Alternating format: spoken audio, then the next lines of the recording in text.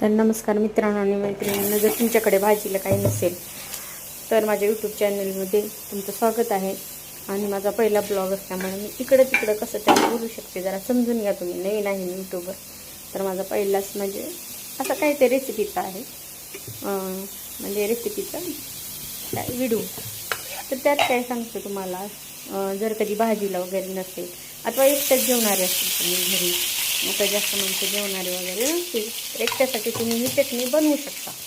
जर आता असं नाही की मी बनवले असं बनवले म्हणजे तुम्ही वेगळं बनवता, तसं नाही. तुम्हाला जशी त्या तुमच्या आईने जशी शिकवली तशी तुम्ही बनवली, माझ्या आईने जशी बनवायला शिकवली तशी मी बनवली.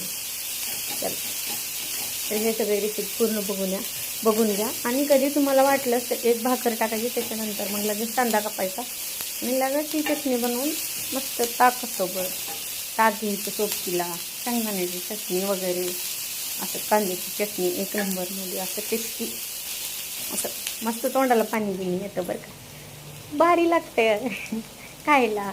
अगोदर तर देशी खाना देशीच असतो. असं मला तर हेच सगळं आवडतं. पिल्लू आजारी असल्यापासून तर मी पूर्ण सगळं घरचंच बनवते, बाहेरचं त्याला काहीच देत नाही.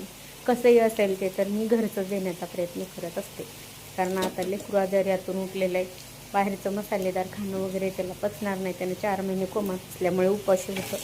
त्याच्यानंतर कोमातून बाहेर आल्यानंतर प्रत्येक गोष्टी मी त्याला घरचीच देते.